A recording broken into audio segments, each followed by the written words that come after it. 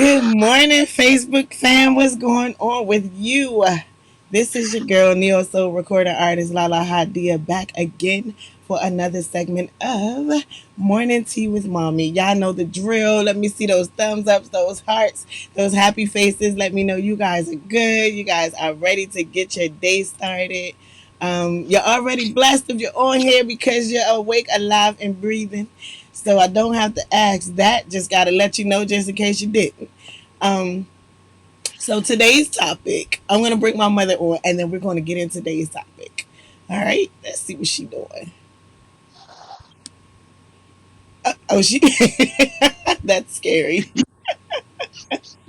That was like a Good scary morning, movie. everybody. Good That was like a morning. scary Good movie morning, right there. everybody. Hello, hello, hello. How is everybody? It is a beautiful day in my neighborhood. The sun is shining through my blinds, and the trees are kind of still, so there's not too much air Hey, blowing. we But matching. I am totally blessed, and We so are matching. you. Yes. And the glasses. I mean, I don't have that little, I know more than you glasses, but Wait a minute. Is today Thursday or is it um, Friday? what is that? This is Eating not food is shade. all in the corner of my mouth. Um, This is what is not today? Today's Thursday. Thursday. Oh, okay, that's what I thought. I Or is it? no shade day. No, today's Thursday. I don't know. I was throwing shade. But this is a short week for some people. So if you want to start today. Mm, mm. She's talking about my So, reading glasses.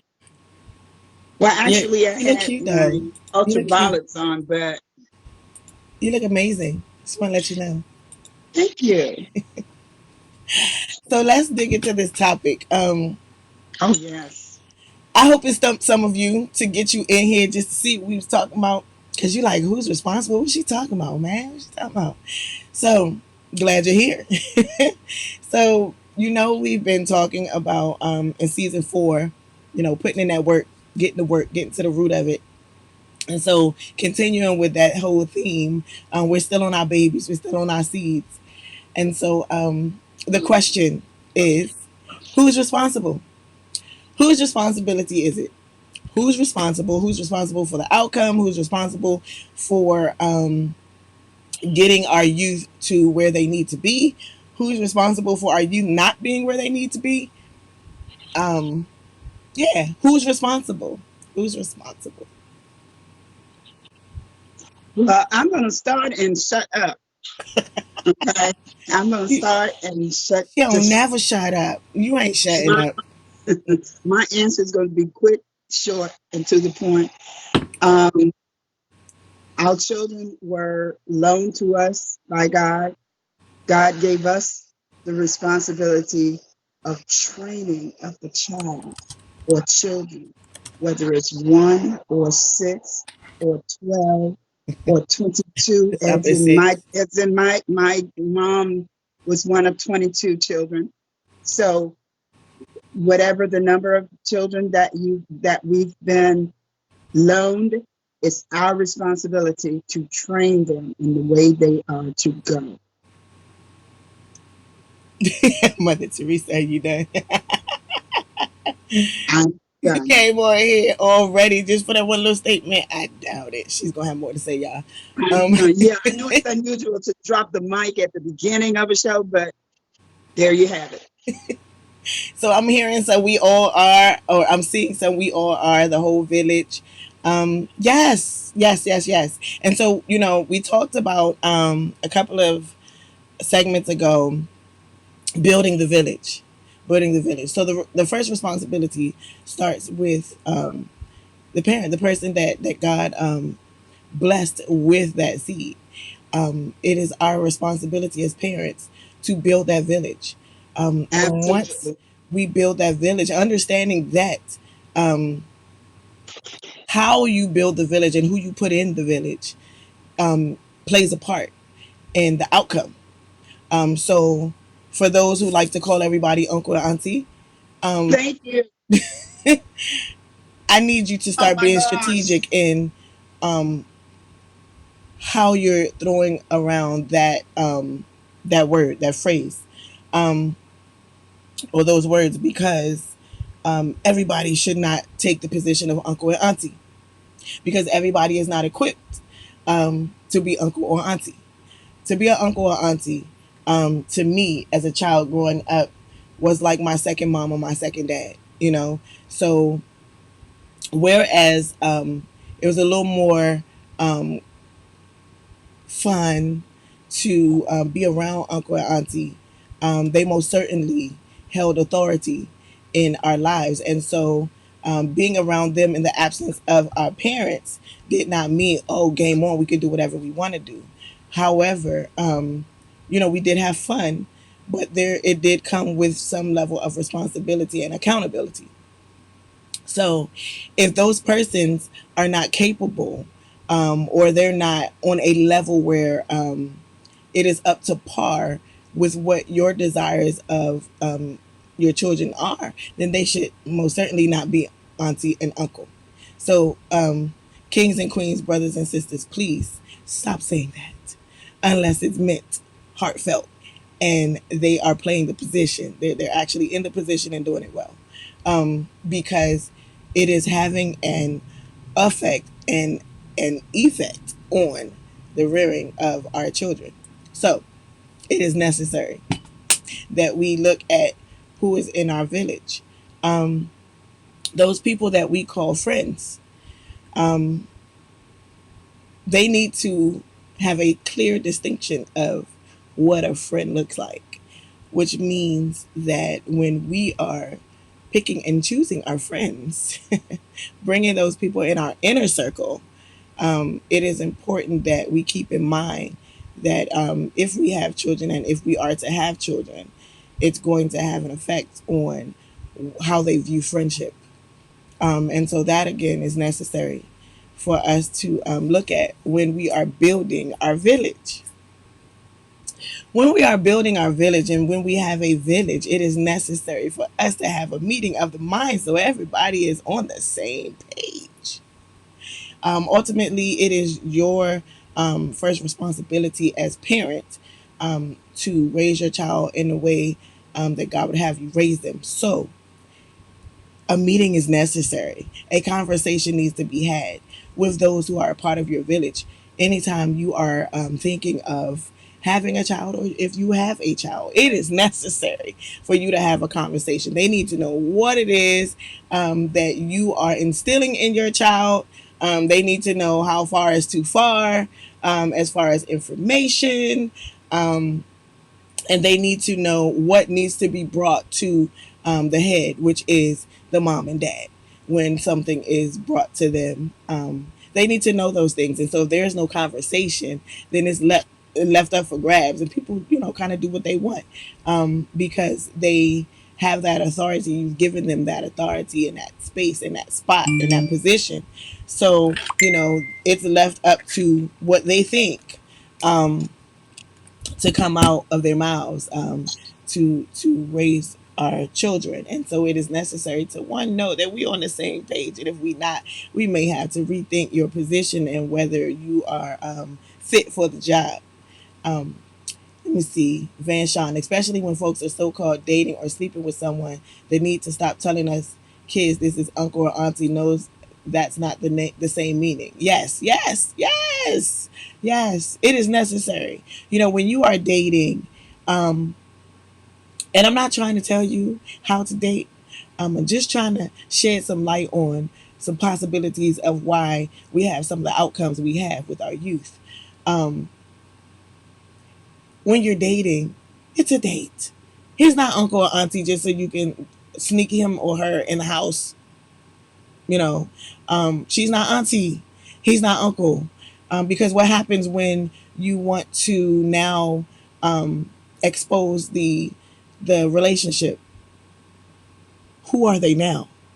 And that brings some confusion with children when they're young and this person has been titled as uncle or auntie, and now they're like, what, auntie mommy or uncle daddy? That's gross, and it gives confusing or conflicting rather um, bit of information of what auntie and uncle is and how relationships work. And so if we want to begin to change the narrative and get a different outcome, we have to do things differently. And so those who are doing that, let's not. It's not cool. It's not effective. It does have an effect that you don't really want to start or continue for some. So let's be mindful of that when we're building our village. When we're building our village, a conversation has to be had. There has to be ground rules. There has to be, hey, when these are trigger words. When trigger words happen, then I need to get a phone call or I need to be brought in. We need to be brought in because now it's on a larger scale and we have to attack this thing and deal with it in a different manner. So that has to be um, expressed and understood when you're dealing with a village and when you're building a village is necessary. You don't keep secrets from mommy and daddy. You don't do that. Um, at some point, if it's something of serious nature, yes, you're building the rapport of the child. Yes, you're building the confidence of the child to be able to come to you, but it needs to be expressed and understood that hey, I am on the same team as mommy and daddy. I may understand things differently. I may hear it in a different way. It may be more comfortable for you to talk to me, but I need you to understand that I'm on the same page with mommy and daddy. And so sometimes I may act as a go between because you aren't able to express yourself fully to mommy or daddy. And so I need you to understand that certain information will go back to mommy and daddy. And if need be, we can all sit down and talk about this thing and iron it out and figure out a solution. But I am no way, shape, or form a person that you could just run to, tell all to, and do whatever you want and know that mommy and daddy will never find out. If you think I'm that person, I'm not. Don't come to me. There needs to be a conversation about that in your village, so that that's known because it's not effective or it's not effective if you're getting information and is certain information that is necessary for a parent to either um, redirect how they operate with their child. Is not beneficial for them to be able to alter how they communicate with their child if that information isn't getting back to them. So again, know the people in your village, um, and that brings about once you get your village together, who's responsible? Everybody in your village is responsible. God daddies and god mommies, like understanding what that means. And so my husband and I, we take it very seriously when we choose and when we've chosen our godparents for our children. And a lot of times they're like, why did you choose me? Well, let me tell you. To me, a godparent and a godfather, or a godmother and a godfather, has always represented that person who can step in and fill in the gap if something should ever happen to myself or my husband, which means the same level of responsibility, the same nurturing spirit, um, everything that a parent that you would see a parent would do. Um, if something should ever happen to us, then it is expected that those that we have put in place as godparents would be able to step in and continue the process so that the pause isn't as long and our children are able to continue to flourish and grow into the men and women that God has purposed them to be. So that is the purpose of us choosing the godparents that we have chosen, and it is something in them, and based on the personality of that particular child, that we know that this person is the right person for the job. And so if some of them are on here, I know one of them is. If you've ever wondered why, even after our conversation, that is why. We choose you, Pikachu. So it is important that, again, choosing that village, selecting those persons that have hands-on access to your children, um, are people who are God-fearing, are people who respect your values and views, and people who are capable of carrying them out. There you have it. I am waiting for some comments. Let me see. Parents are responsible first for themselves. They have the responsibility to prepare themselves for the responsibility of parenting. Absolutely. So this is the thing. If we start from the root, right, and we are taking our responsibilities seriously, we're choosing the village that is necessary to properly raise our child, to be good products of society and ultimately grow into the men and women that God has purposed them to be. When they become parents, they are already set up for greatness. They're already set up for greatness. And so the preparation goes straight to being able to choose that village, because you've already had the examples. You've already seen great examples of parenthood. And so when you get to that point, it should be easy for you.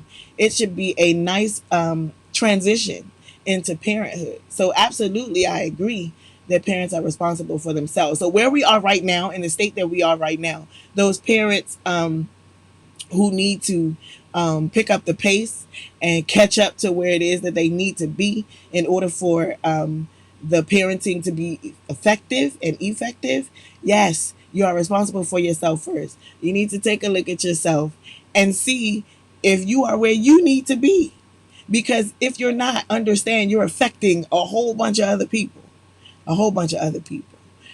Because what your child does not get that they're supposed to get while growing up can have a lasting effect, and a lasting effect on those that they come in contact with and those that they build relationship with, and what that relationship looks like, i.e., people who have grown up in abusive homes, and there has not been a conversation about it. There has not been anything told to them from that parent. The parent has not been able to get out of that situation. And so now this child is now a woman, and she thinks it's okay for a man to put his hands on her in that manner. Um, and so those are the things that build who they are as an adult, and ultimately as a parent. Now they're a parent, and their child is saying, such and such touched me, and it's like, no, no, he didn't, or they're shunning them or shutting them down and closing their mouths for the sake of what was that thing that parents used to say? What goes on in our house stays in our house, things like that. And so, yes, where we are now, it is necessary for parents to take a look in the mirror and see if you are even on the path that you're supposed to be on. If you are on, even with on in that path, if you are at the level that you're supposed to be on, because sometimes we got to double time it because we've wasted a lot of time. Not that we don't have a lot of time, but we've wasted a lot of time, so it looks like time is running out.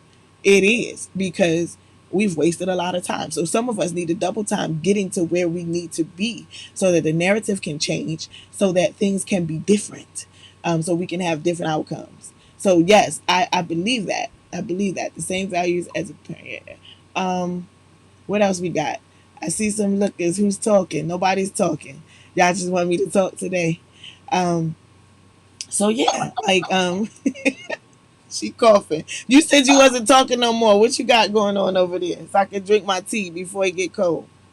Well, I'm just only reading a couple of chapters in my book. It, oh, you really? That's so disrespectful. You zoning out. That's so disrespectful. That's so disrespectful. Who we Well, talk about? The parents need to reevaluate themselves. I'm building, not that I plan on having any more children, but I'm taking down all this good information that Queen Lala has just given us. Um, You I'm shady. speechless. I'm speechless. I first off, I term godparents, the term You gotta talk up. They can't hear you. I believe that the term godparents She's so and shady. friends has been overused and misused. Um, I taught my children at an early age, everybody's not your friend, Right. you know. Absolutely. And therefore, what has happened in our society, children are growing up thinking everybody's their friend, everybody that smiles at them, everybody that uh, comes in their proximity is their friend, and that is totally not so. The other thing is godparents. Godparents, and you said that so eloquently, that godparents should be carefully selected because they are persons who the parents have formed a bond with in some way, and they know. Mom, real quick. So they're saying that your sound is a little scratchy. Is So it? yes, they said you sound like a transformer. Yes, I am. I just wanted to laugh. Can you hear me now? Can you hear me now? I don't know why it's Thumbs up if y'all can hear a little clearer. Van Sean said it's your connection. Who you with? what makes you is technology. Um, Somebody said, or I don't walkie have talkie. anything else to connect. Is your volume too high? Let me We got all see. these techies on here. Where was y'all at when I needed y'all? You know what I'm saying? Um, I let me needed see. y'all bad. My husband wasn't here. I needed some help. So I'm gonna turn my. Can you hear me now? Is it Thumbs up. scratchy? Thumbs up if you guys can hear. I know my voice is scratchy because I'm losing my voice, but can you guys hear? Thumbs up. Can you hear me now? Testing, testing. 1, 2. Testing, testing. Okay, they said there you Testing. go. My angel Miss Pamela said there you go. So we in there. She Okay. says it's good, then it's good. Okay. Lala blew the sound out on me. I did At not. any Nobody rate, over there. godparents for me play a special part. They are.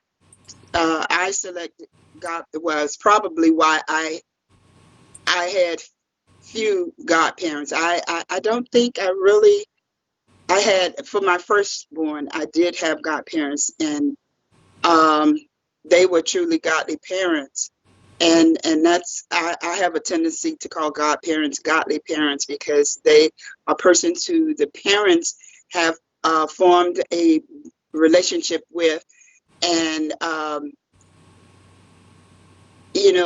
just like before premarital counseling, there should be some kind of bond whereby the parents and the godparents have sat down, they've talked, and they've discussed, and not necessarily a long discussion or anything, but they should know the persons whom they select, because these are people who you are entrusting with your pride prized possession, your children, you know, and it should be taken very seriously. I let's see, I think I've been selected once, and that was enough for me as a godparent. And I was turned off from it because that the parents were not looking for godly parents as it was. They were looking for a financier, you know. And so, I was really disgruntled by that, and I mean, seriously. And so for me, godparents are persons whom you have a bond with, the parents have a bond with. And as Law said, in the event something should occur where the parent is hospitalized, God forbid, or anything, that these are people whom you entrust with the care of your children. The other thing is, with these aunts and uncles, I have a serious concern about that. Yeah. You've seen it in the movies, it's like the people gravitate, whoever they befriend, the parents befriend, they immediately give the title of auntie and uncle. And there have been many molestations, many abusive cases whereby these same people who the parents at that time uh, entitled auntie and uncle have Yeah. come into the home or taken the children in their homes or wherever, and the kids have been abused. And so I really have to the point where the children, you know, they trust everybody. They think, everybody that's mommy and daddy's friend are their relatives and are their, auntie and uncles. And so it's I've always been really touchy about that. Very, very, very. I'm protective anyway with my children and who I entrust, with the care of my children with anyway when they were coming up. And I've learned by default. I learned, it was a lesson learned, people who I introduced in my children's life, and it wasn't such a good experience. So, we have to be very careful when it comes to responsibility. As I said in the opening, that God entrusted us with these beautiful, beautiful gifts of children. And it's our responsibility to um, plant the seeds around them that are conducive to their growing productively and their growing to be decent human beings. Um, so it's our responsibility. It's our responsibility. God has loaned these gifts to us. He has loaned them to us. And it's certainly we will be held accountable Yeah. for the maturation of our children, the growth of them. You know, it's our responsibility as parents. And therefore, it's our responsibility to make certain that those people that we place in their midst are people who we can truly, honestly say we trust, not just people who, because they're our friends, because they are people we have associated with as parents, that they're necessarily kid friendly people. So we have to be very careful with that. Absolutely, I agree. And with that, you made a statement in regards to just because there are friends, like we need to be more. If you got some friends that don't need to be around your kids, Absolutely. then they probably Absolutely. shouldn't be titled as your friends. We Right. need to be a little more Selected. selective and intelligent in choosing who we consider our friends. Like I tell my children all the time, you can be their friend, but everybody isn't your friend. Absolutely. I've raised my children so that they can be friends. They can be considered a friend, but that does not mean that everybody is capable of being their friend. And so, and that's basically how I live. I have a whole bunch of people that I'm friends to, but they not in my friend category. And it just is what it is, because when you get to that point where when I consider you a friend, there's a certain level of trust that I have for you. And so, because of what I'm connected to, everything that I'm connected to, my brand, my business, my husband, my children, my family, my home, my possessions, my things, my thoughts, my dreams, like everything that I'm connected to, I have to be careful in choosing who I consider my friend, because there's a certain level of trust that comes along with that. And so there are so many things that are important to me. There are so many things that could have a lasting effect if things should go sour, that go beyond just me, that I have to think about. And so it is necessary and it's very important that I choose wisely when I consider somebody my friend. And so even with that, that goes, and I know we're rearing a little bit off, but it's still necessary and it matters. Even if you're in a friendship where you hit a bump in the road. We're not the same people. God did not say that you're this friend and this friend and the two shall become one. No, he's talking about husband and wife. So we're not one person. We're not of the same exact mind. We have different interests, but they all should be able to work together for the good. And so there are times when you may hit a bump in the road, and that doesn't mean that this friendship is doomed. However, it's an opportunity for us to communicate. You see, communication is so necessary and so important. It's like the key word, communication. You have to have communication. God wants us to communicate with Him on a consistent basis. We need to communicate with those that we say we love, those that we say we respect, those that we say we befriended. We need to communicate with them as well on a consistent basis. How can one have an effective relationship with anybody without communication? Whether you writing, whether you dialing a number, or whether you texting something, there has to be some type of communication. I used to think that um, I had this misnomer, and some for some people, yeah, but there are certain facets of that person that you kind of miss, and you can't really say that when there is long stretches of time without communication. So I have a friend who has transitioned into the friend zone. Used to be my best friend, but my husband came along and took that title, or moved into that title, um, as well as being my husband. And so I have this friend that um, I don't get to talk to often. And so I used to be like, "Oh, we can pick up where we left off." That's real friendship. Like, we could pick up where we left off, no matter how long it's been since we talked. And the truth of the matter is, um, a situation happened the other day where um, I was in communication with that friend, found out that their father had passed away, um, and had been sick, in fact, for a while. That lack of communication um, played a part in me not knowing that their father was even sick. A person that has been in my life for a long time, a person that I call Pops too. Like, how did I not know?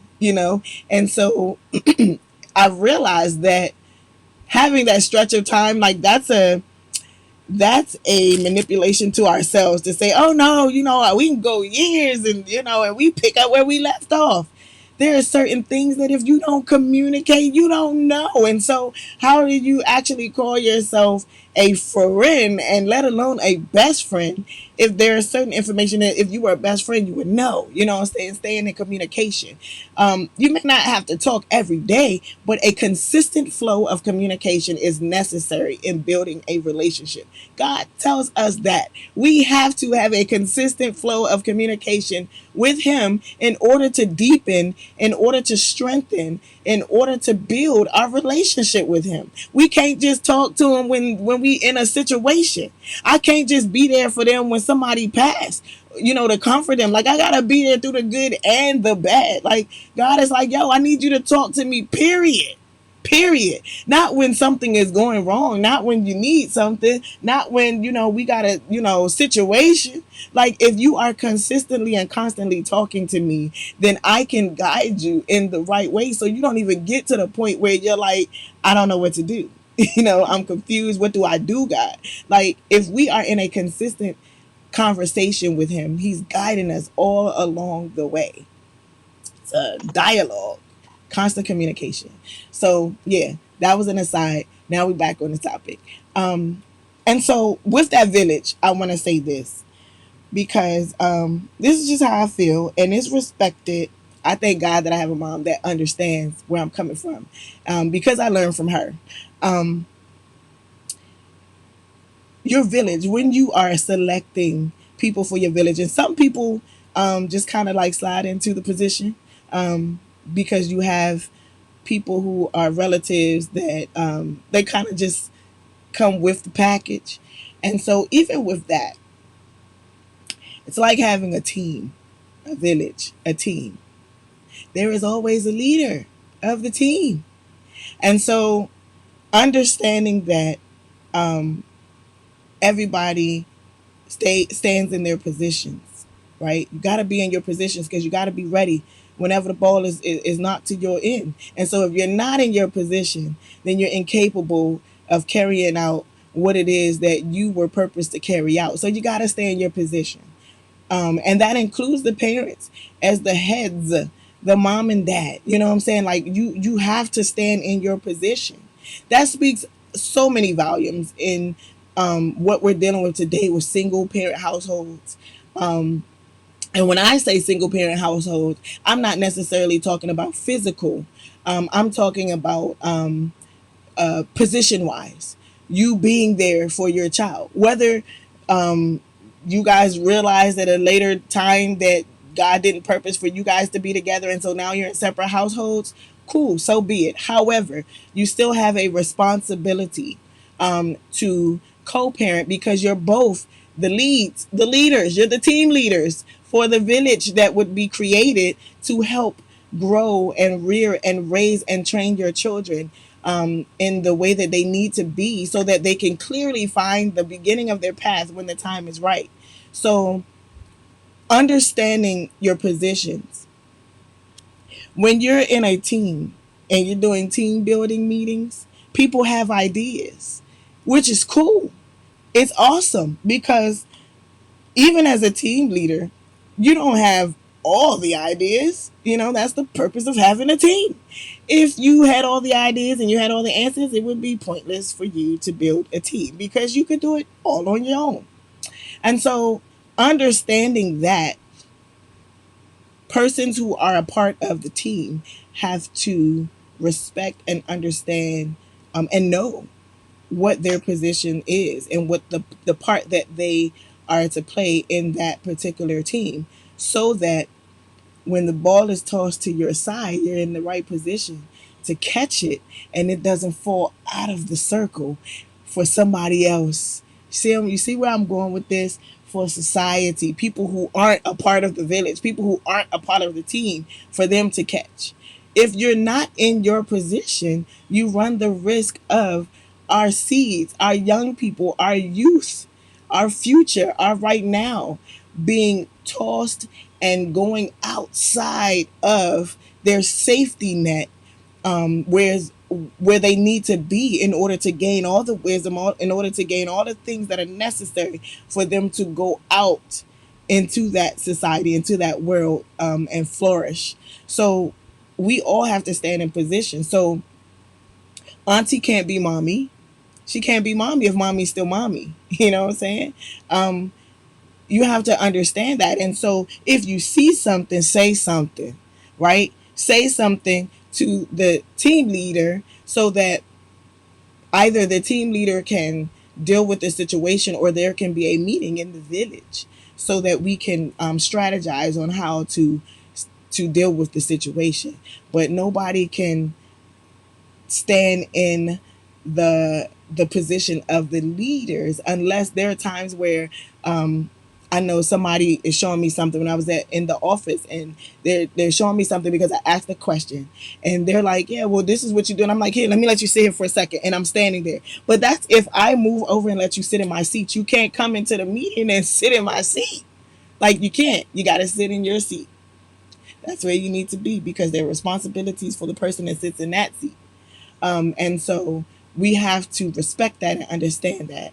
And so I thank God that I have that.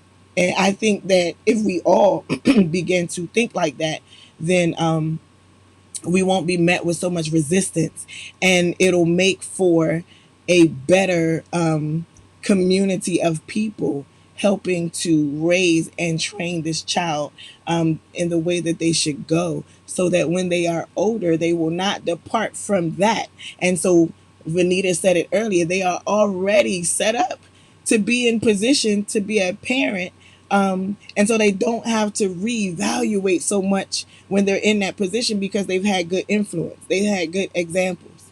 And so we have to begin to change that narrative if we're already in those seats as adults. We have to begin to change that narrative with ourselves and those who are in the right position, we have to begin to build our villages correctly and effectively if we haven't done so already. Like taking those titles away from those people who don't fit. Like if you are a part of the hiring process at a job, you don't interview a person and they have no knowledge of nothing that has to do with that position, and you say you're hired.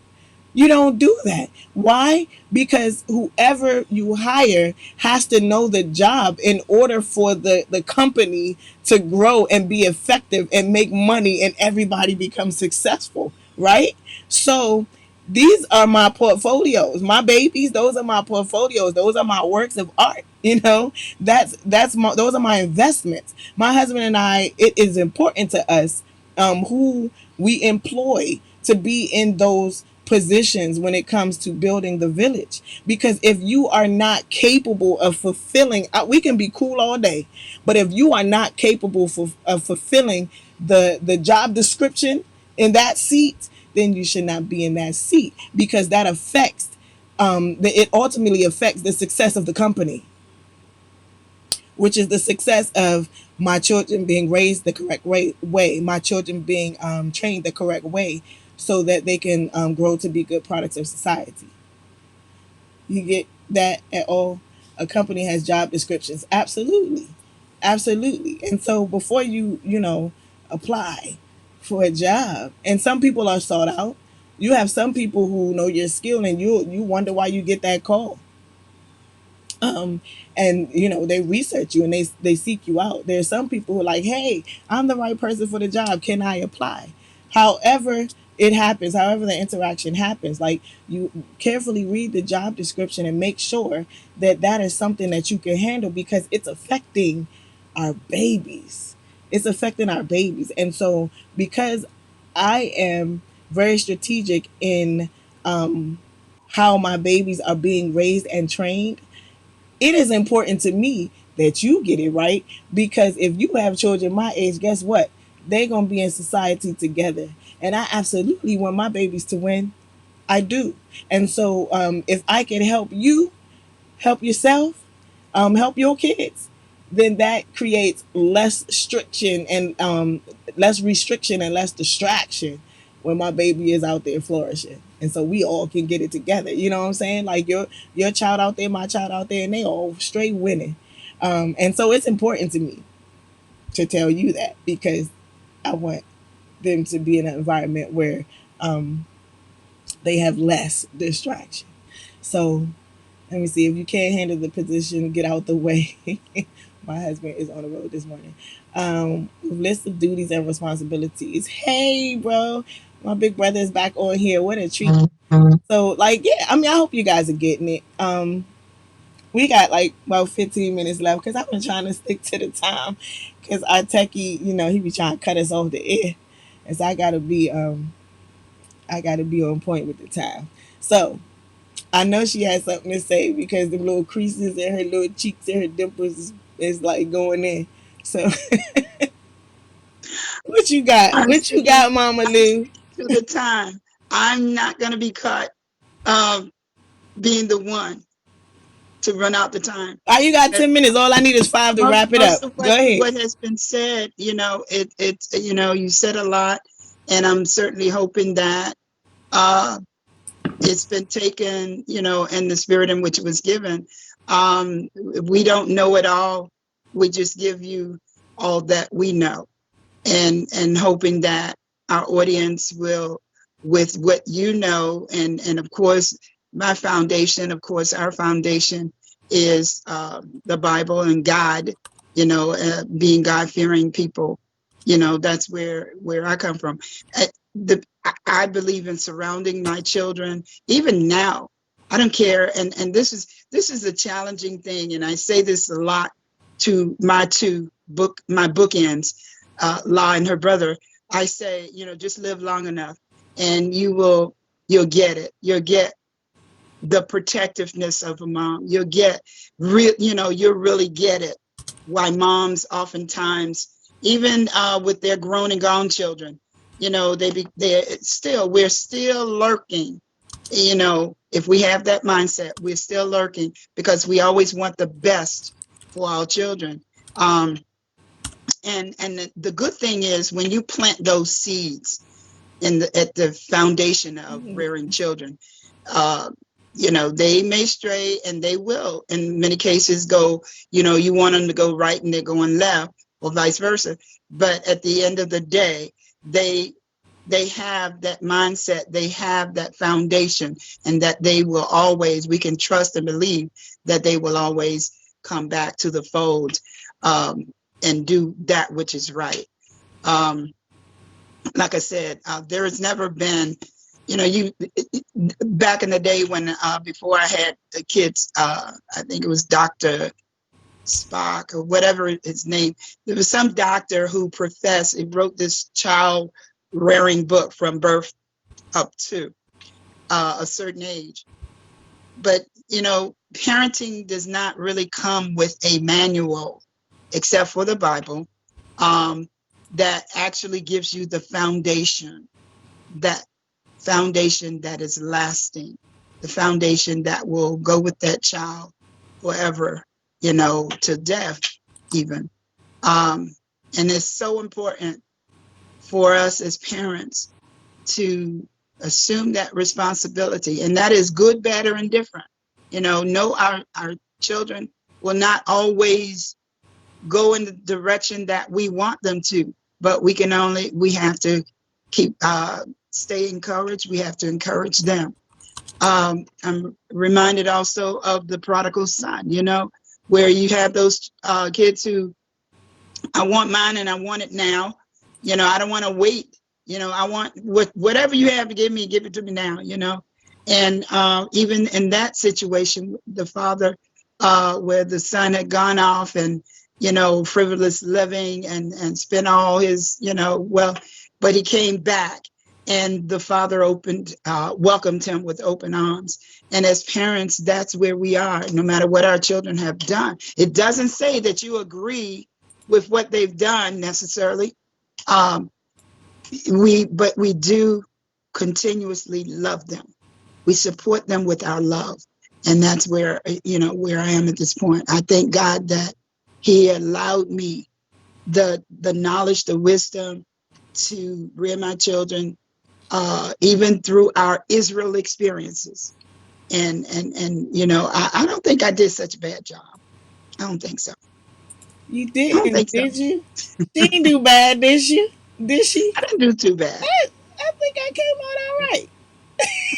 I think she came out all right. I think I did. I think I came out all right. You did good if you ask me. I think so. Yeah, yeah. So, who is responsible? We need to start really, really thinking about that question because it does start at home. Um, and I have a couple of educators that have been on here, and I know you guys are waiting for me to come down y'all lane.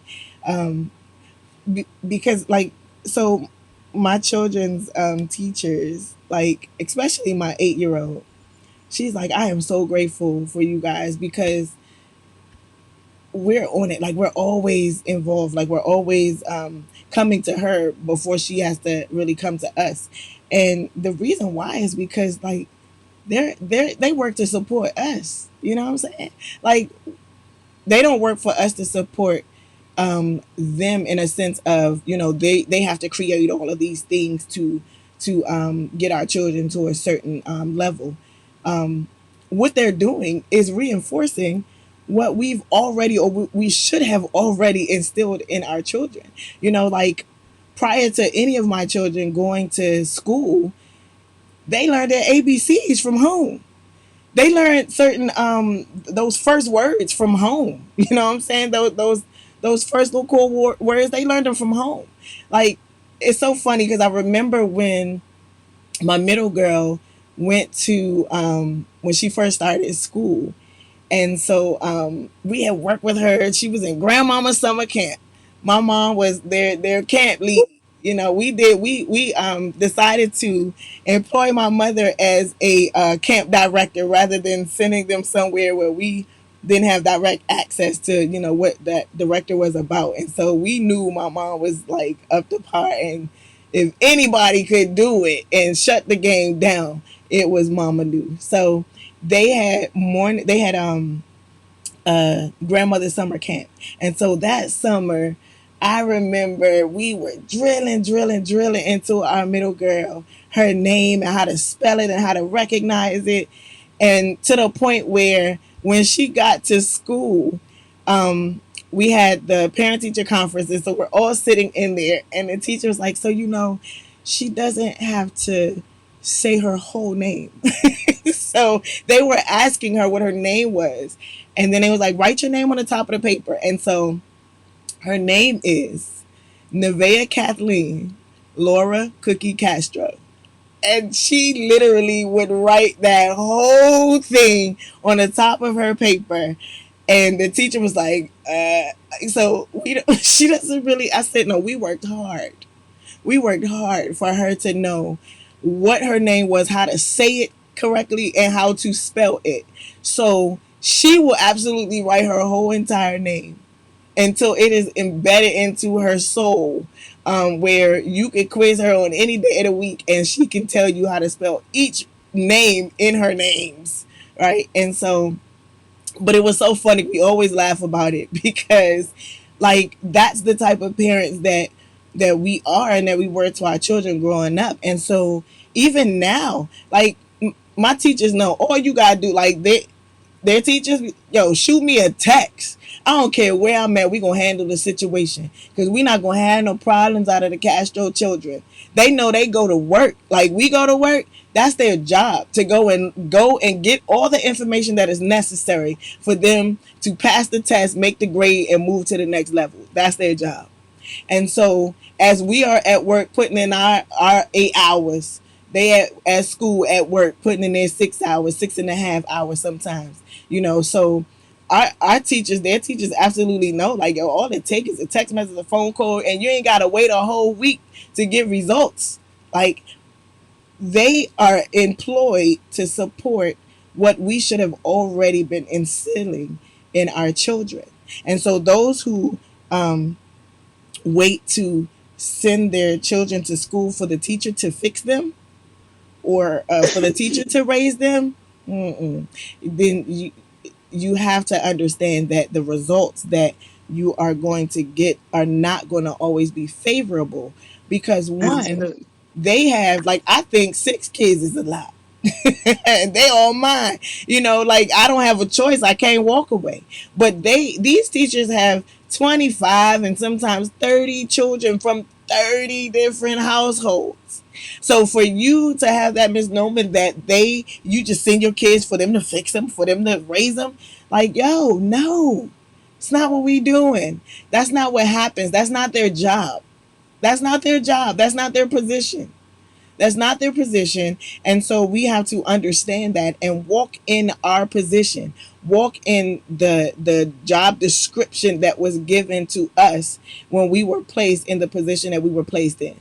And then you'll begin to see better results. We got to change the narrative, do different things to get different results.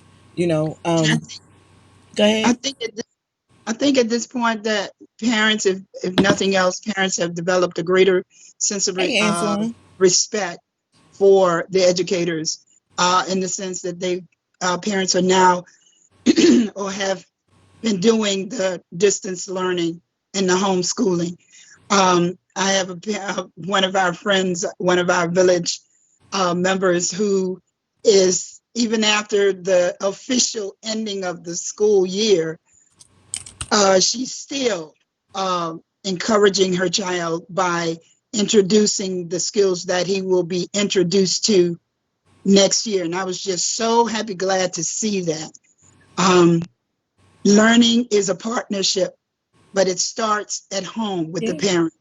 And I'm praying that parents will continue to support the learning process. You get much better results when we work as a team. Yeah. It's necessary. It's necessary. So as we come down to what the 4 minute mark, I just want to reiterate some things that we talked about. You know, again, this season is about putting in that work. Seasons 1 through 3, we uncovered some issues, some thoughts, some things that were on our minds. We talked about things that we all just wanted to talk about. We thought but never said. And so we created conversations about them.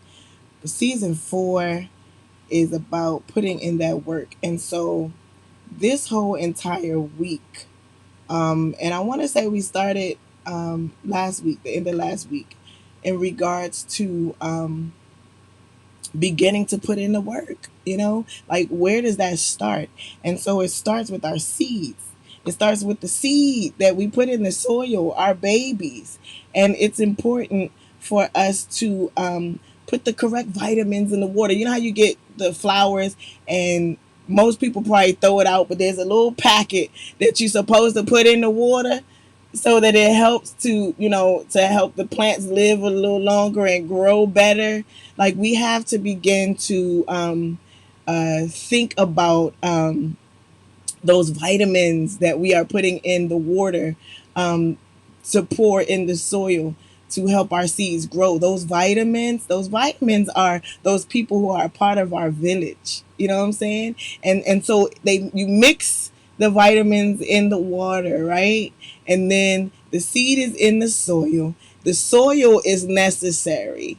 That's the foundation. That soil, it's necessary what type of soil you use. For all you plant lovers out there, I'm not good at it, but I absolutely know what you're supposed to do. But I'm just not good at that. Um, I can plant my babies though and pour the right water with the right vitamins. That soil is that foundation, that word of God, those things that will help as they grow through the soil. It's embedded in them, right? And so as they begin to sprout and bud into these beautiful flowers, you have the word of God all in them, not just at the center, not just at the head of their life, but all throughout their being, so that everything about them encompasses God, And so the water that you utilize to water the soil, it is important for those vitamins, those people that are part of the village, to be those um, that are conducive to making sure that when the flower begins to sprout through the soil, that it's healthy, that it's a healthy flower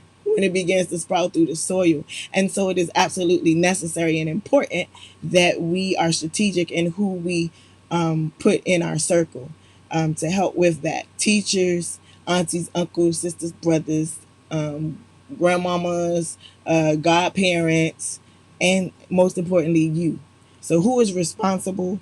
You are, and you are responsible for picking out those who will continue in the responsibility of us rearing God fearing and good products of society in our children. That's it. That's all. We at the end. It's 8:30. I love you. Y'all know Mama Lou loves you, and most importantly, God loves you. So understand, grab His wisdom, and let's grow. It's your girl, neo soul recording artist Lahla-Hadiya, wrapping up another segment of Morning Tea with Mommy. I hope that this sticks. I hope that is something in here that you needed to hear, to begin to change your narrative so we can be better. All right. Until tomorrow, I will catch Love y'all you. later. It's been real. We'll see you tomorrow, bright and early, 7:30. Peace out. Mighty, classy, beautiful. Mighty, classy, beautiful. Mighty, classy, beautiful. Mighty, classy, beautiful. Mighty, classy, beautiful. Mighty,